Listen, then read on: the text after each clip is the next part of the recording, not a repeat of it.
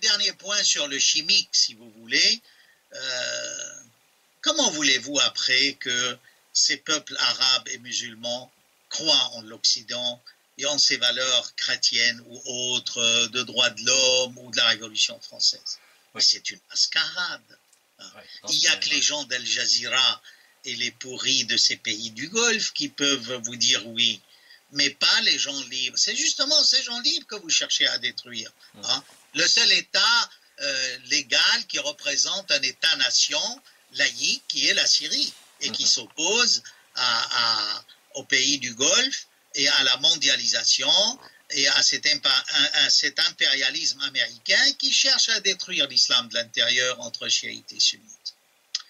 Voilà, à vous. Alors, oui, Sam Tahan, je voulais faire une parenthèse pour revenir un petit peu quand même longtemps en arrière de ce que vous venez de dire, pour rappeler qu'au moment où il y a eu les élections présidentielles, où Bachar al-Assad était candidat, et dont on connaît le triomphe par les urnes, la France avait décidé d'interdire les élections, d'interdire aux Syriens présents sur le territoire français de déposer un bulletin dans une urne, au point que les Syriens, enfin un grand nombre de Syriens qui en avaient les moyens, ont décidé de prendre l'avion pour aller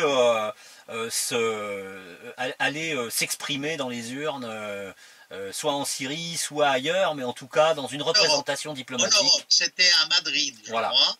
Il y avait deux. Mais je vous rappelle que, personnellement, avec les Patriotes, l'association des Patriotes syriens de Paris, et d'autres associations, je ne dirais pas pro-Assad, parce que oui, on est pro-Assad, mais on est pro-légitimité. Je ne vois pas comment, dans le pays des droits de l'homme et de la Révolution française, on priverait les gens de s'exprimer. Oui. Et où est la liberté? Nous, on a organisé des élections, place Joffre, en face de l'école militaire. Et il y a des vidéos qui en témoignent. Oui. Hein? Oui. Et on a bravé cette décision poliment et gentiment.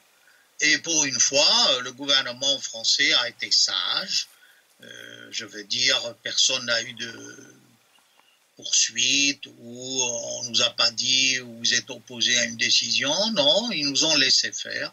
Ben, tant mieux. Nous, on s'est exprimé et c'était Assad qui avait été élu, place Joffre, par ceux qui ont voté. Je ne me rappelle plus, je crois que c'était de l'ordre de 83%, il me semble. Et ça a été dépouillé en bonne et due forme avec des observateurs dont j'étais membre, n'est-ce pas, comme quelqu'un qui cautionnait. Hein. Je suis connu pour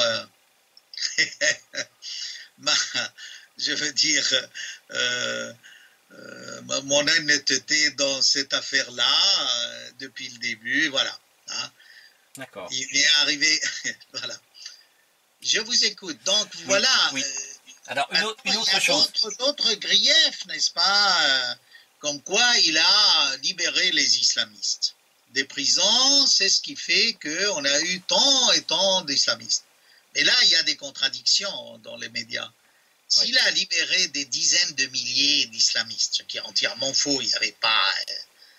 Comment ces dizaines de milliers, si vous voulez, d'islamistes sont venus de l'étranger?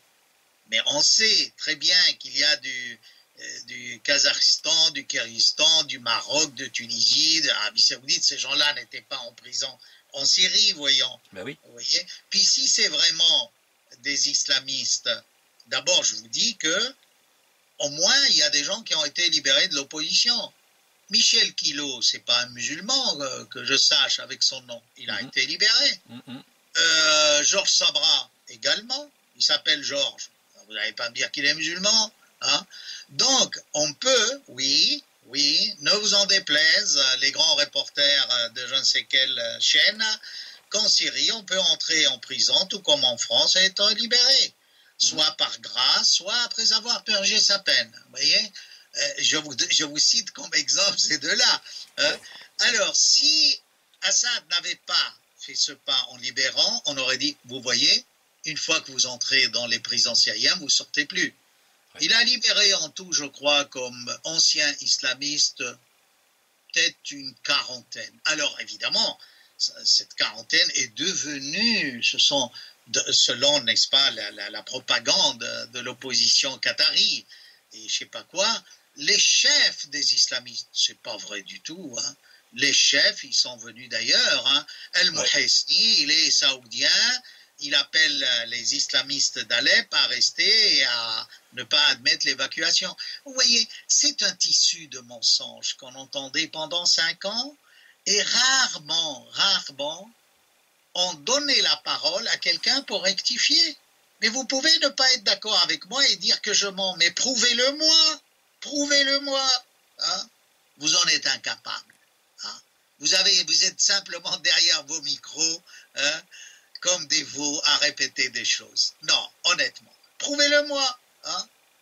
Alors, Bassam Tahan, justement, je voudrais revenir, si vous le voulez bien, à cet élément historique qui a failli tourner en guerre mondiale, hein, rien de moins, hein, cette attaque chimique dans la Ghouta de l'Est, donc à l'est de Damas, hein, où de nombreux enfants sont morts.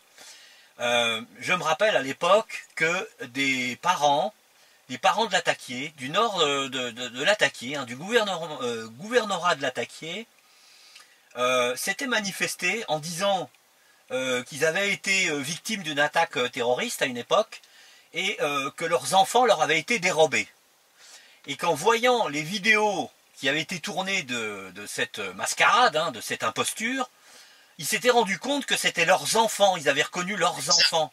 Exact. Vous savez, il y a eu toute une étude des différentes vidéos montées de toutes pièces, parce que le même enfant apparaissait dans une autre mise en scène macabre dans les vidéos. Oui. Ça a attiré d'abord l'attention des analystes de sémiotique. Qu'est-ce que c'est que pourquoi cet enfant? Puis finalement, c'est vrai, il y a eu des témoignages que ce sont des enfants qui n'étaient pas de la Ghouta. Donc il y a eu bien une mise en scène.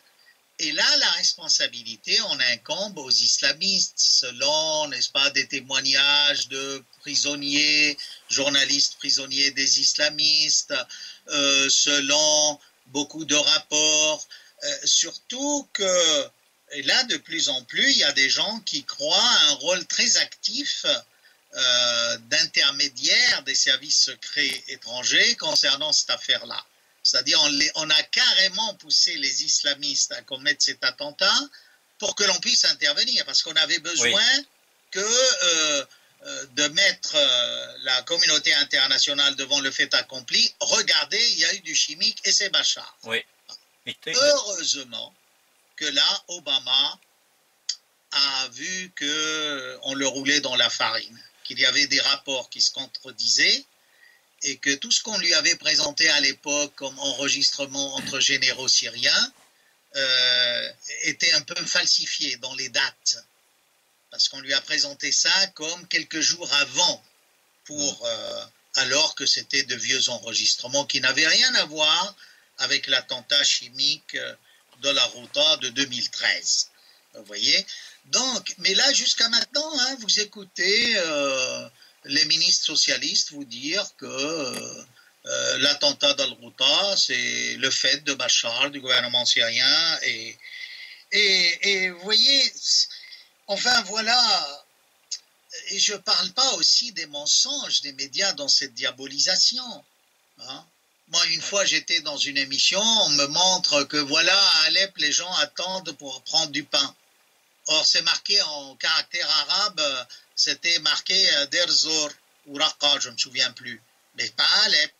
Mais tout ça, ou alors on fabriquait, on a bien vu, il y a des chaînes canadiennes qui l'ont montré, des gens jouaient à ceux qui étaient massacrés, puis après ils se relevaient. Ouais. Vous voyez, c'est des films faux documentaires qui ont été fabriqués ici et là, où on a utilisé de vieilles images, mais maintenant, avec nos moyens modernes, vous pouvez connaître, vous pouvez tracer n'importe quelle photo. Alors on a utilisé des photos de la guerre d'Irak, des photos de la guerre civile libanaise. Ils ont même été jusqu'à les manifestations de soutien à Assad, à les présenter tout au début comme des manifestations anti-Assad. Oui, mais là, ils ont été trahis. À l'époque, encore le drapeau à 2 étoiles que vous voyez ici, hein, et le drapeau du mandat que l'opposition a adopté, le drapeau colonial, n'était pas encore bien net. Et on voyait très bien que c'était du mensonge. Voilà, alors pour conclure, bon, je vous ai dit que je n'allais pas être trop long, on peut parler des heures de tout ça, n'est-ce pas? C'est que Assad est bien loin d'être un démon. Au contraire, c'est quelqu'un qui a respecté la légitimité, qui a veillé sur ses minorités, qui a sauvé les sunnites. Et on ne peut pas l'accuser de confessionnalisme. Ces gens-là oublient que lui-même est marié avec une sunnite. L'épouse d'Assad est sunnite d'une famille, n'est-ce pas, qui habitait Londres. Et je ne sais pas, il faut bien un jour que les vrais démons de cette guerre soient accusés et jugés. Et c'est sûrement pas Assad. Hein. Assad, moi aujourd'hui, je le compare un peu à Nasser des années 56. Il a pu tenir tête à toute une coalition occidentale, à se maintenir et à sauver son pays. Alors vous me direz, les Russes et les bases russes. Mais pourquoi toutes ces bases américaines au Qatar, aux Émirats, au Koweït, en Arabie, ne vous choquent pas? Et l'OTAN, la base d'Incirlik en Turquie, hein, toute cette armée turque qui a aidé les islamistes, cela ne vous choque pas. Et parce que les Russes ont développé une base maritime et une autre aérienne, ça vous choque tant, hein? Parce que vous n'aimez pas Poutine, je sais pas, parce que pour vous le monde est unipolaire, vous êtes les meilleurs, on n'a pas le droit à avoir plus d'une superpuissance pour équilibrer ce jeu international? Non. Enfin, moi je vous dirais, oui, je soutiens Bachar el-Assad. Si vous me permettez. Et je vous dirais, il y a beaucoup de gens qui soutiennent Bachar el-Assad, et dans le pays de Charlie, de la liberté d'expression, vivement qu'on les entende, qu'on leur donne l'occasion de défendre leur point de vue. Hein? C'est tout simplement une revendication simple, claire, qui va dans l'esprit de l'éthique de la République française. Et je dirais, ça suffit pas de dire vive la République, vive la France. Non, mais appliquer l'éthique de égalité, fraternité, tout ça, c'est pas le cas. Hein. C'est pas le cas. J'espère que les nouvelles élections, enfin, là aussi, hein, il faut pas trop espérer. Mais au moins, ça va rectifier un peu le tir. C'est déjà ça. Mais Bassam Tahan, pour ne pas faire trop long, je voudrais quand même revenir en arrière, parce que vous avez dit quelque chose qui est à mon avis à développer. Deux choses d'ailleurs. La première, c'est que vous avez évoqué le nombre de victimes parmi les 300 000 qu'on reproche à Bachar el-Assad comme étant responsable. 90 000 soldats syriens. Et dans ces 90 000 soldats syriens, parce qu'il faut le rappeler, je pense, il est nécessaire de dire que l'armée syrienne est une armée de conscription.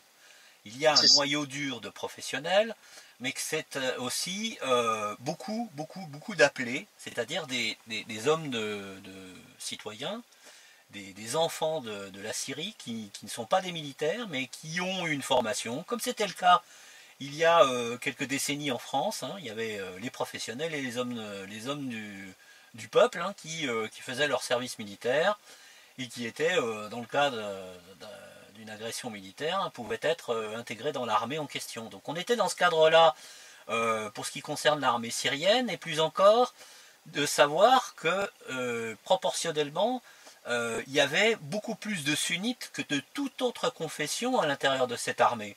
Et oui, ça c'est, vous voyez, permettez-moi d'apporter un bémol à cela. Ça c'était au début, vous voyez. Au début, c'est vrai, la majorité des martyrs de l'armée syrienne étaient sunnites, forcément, puisque la majorité est sunnite. Suite aux vagues, n'est-ce pas, de réfugiés, parce qu'il y a beaucoup de gens qui ont fui. Ouais. Hein. Et là, il faut reconnaître que à la fin, ceux qui se sont portés volontaires appartenaient plus aux minorités. Et c'est un fait, ça. À la fin de la guerre, hein, pas au début. Là, ces jours-ci, par exemple, il y a eu beaucoup d'Alaouites de tués ces 2 dernières années, de chrétiens, d'Arméniens, de sunnites modérés, je dirais, vous voyez. Mais c'est aussi important, ça. C'est d'ailleurs pour cela que on a fait appel au Hezbollah, aux volontaires irakiens et aux experts et volontaires iraniens. Mais cela est arrivé aussi vu le grand nombre de mercenaires, entre guillemets, sunnites, mais j'ai du mal à dire sunnites parce que c'est un mot noble en fait. Mais là, bon, il se trouve qu'ils ont payé ces mercenaires dans des pays sunnites pour les envoyer, hein, soi-disant massacrer des mécréants. Mais c'est vrai qu'au bout de cette guerre, il y a beaucoup de martyrs dans les rangs des Irakiens, du Hezbollah, des Iraniens, des Alaouites de Syrie et de toutes les autres minorités. Hein. Mais ce que vous avez dit est juste au début, c'est vrai. Parce qu'il y avait 385 000 militaires syriens. Mais ça invalide une chose aussi. On ne peut pas dire que tous ces militaires étaient alaouites, c'est impossible. Vous voyez? Non, mais ça aussi, c'est la propagande d'Al Jazeera, d'Al-Arabia, tous ces pays pourris. Mais ça invalide 2 discours. C'est-à-dire que même si les sunnites étaient majoritaires à s'engager au début, ils existaient. En tout cas, ils faisaient partie de l'armée syrienne. Ah oui, non, mais ça, je n'ai jamais contesté. Et ça invalide le discours qui tend à montrer ou à démontrer que la Syrie était était incluse dans une guerre entre sunnites et chiites. Vous avez parfaitement raison. Vous voyez, ça c'est le scénario américain qui veut détruire l'islam de l'intérieur. En géopolitique, on a toujours enseigné, ça c'est une matière classique, à propos de la Turquie et de l'Iran, le but de l'Occident a toujours été d'opposer ces 2 grandes puissances entre elles, la Turquie sunnite et l'Iran chiite. Vous voyez, sans entrer dans les détails du monde arabe.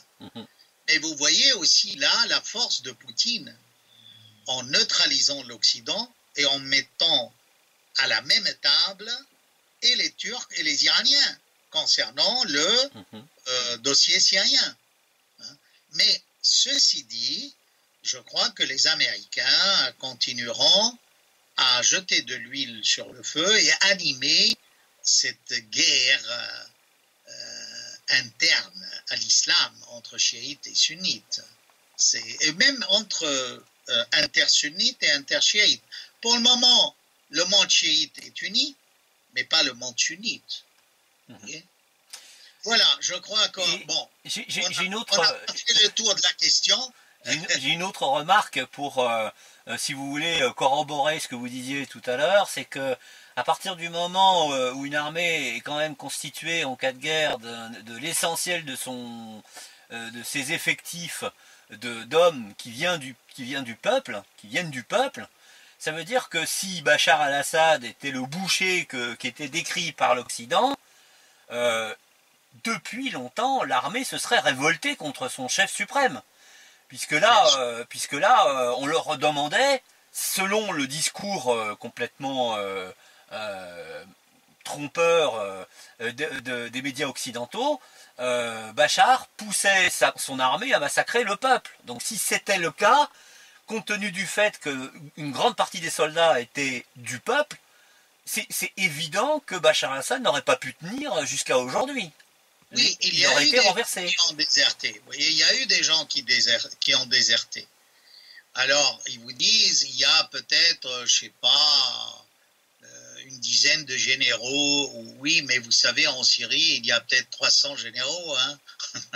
Alors, si, vous voyez, ça ne représente pas grand-chose. Là, le noyau dur de l'armée syrienne libre, entre guillemets, ça dépassait pas quelques centaines. Hein, par rapport à 385 000 sous les arbres, c'était rien du tout. Et c'est vraiment rien du tout. Mais ça, c'est aussi la propagande. On a fait croire aux gens, à l'époque où Fabius s'activait et croyait que les missions diplomatiques allaient démissionner, déserter, l'armée, tout ça. C'était une vision de l'esprit. C'était plus un vœu, un rêve qu'une réalité. Mais malheureusement, les socialistes ne sont pas sortis de leur rêve qui est en fait un cauchemar. Oui, un cauchemar quand même, puisque les hommes politiques, enfin une grande partie des hommes politiques qui ont, comme Fabius, participé à cet enfumage, a été éjecté du ministère des Affaires étrangères. Il ne joue plus aucun rôle. Et son successeur, Jean-Marc Ayrault, qui n'est pas bien meilleur, risque de mal terminer la saison printanière qui se profile après cette saison d'hiver. Hein, puisque les élections présidentielles se profilent donc dans quelques mois, tout au plus. Donc, Ok. Cher ami Tom, je vous laisse ce mot de la fin. Hein. J'espère qu'on a déblayé un peu le terrain et montré que Assad n'est pas ce démon que les médias occidentaux veulent nous présenter à tout prix. Vivement qu'ils retrouvent leurs esprits et qu'ils soient plus proches de la réalité. Alors, téléspectateurs d'Éveil Français, merci beaucoup. Merci à toi, Tom. merci et à une prochaine émission, soit flash, soit hors série, soit tout simplement Éveil critique. Merci Bassam Taran. Merci à Bonne journée. À bientôt. Merci.